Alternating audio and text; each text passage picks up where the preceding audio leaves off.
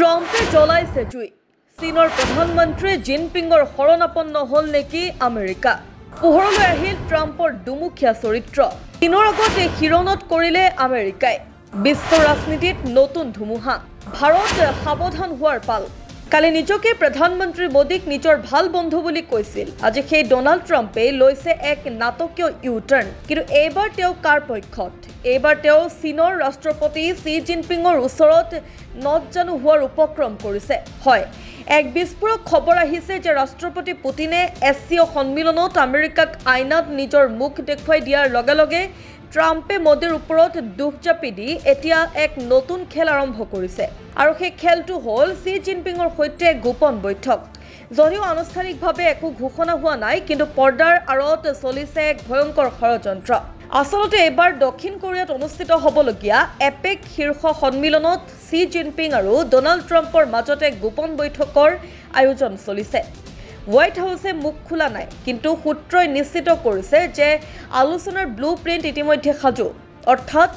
জিনপিঙক লগ কৰিবলৈ ট্ৰাম্প কিমান যে উদ্গ্ৰীৱ সেয়া স্পষ্ট হৈ পৰিছে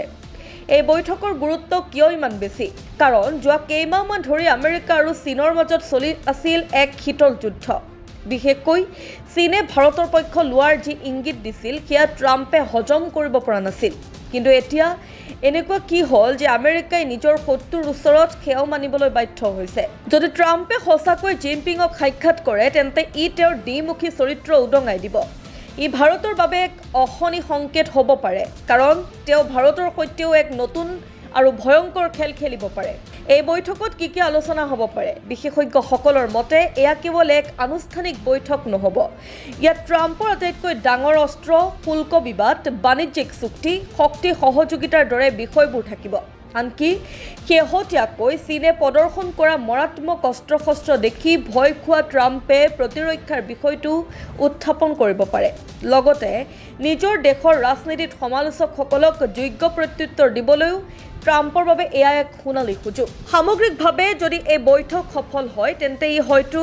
আমেৰিকা আৰু চীনৰ মাজত থকা তিক্ততা কমাব পাৰে কিন্তু ইয়াৰ আঁৰত লুকাই থাকিব পাৰে এক গভীৰ ৰাজনৈতিক অভিসন্ধি এতিয়া চাবলগীয়া হ'ব যে ট্ৰাম্পে সঁচাকৈয়ে ভয়ংকৰ পদক্ষেপ ল'বনে আপুনি কি ভাবে আমেৰিকাৰ এই নতুন ৰণনীতিৰ প্ৰতি ভাৰত এতিয়াৰে পৰা সাৱধান হোৱাৰ উচিত নে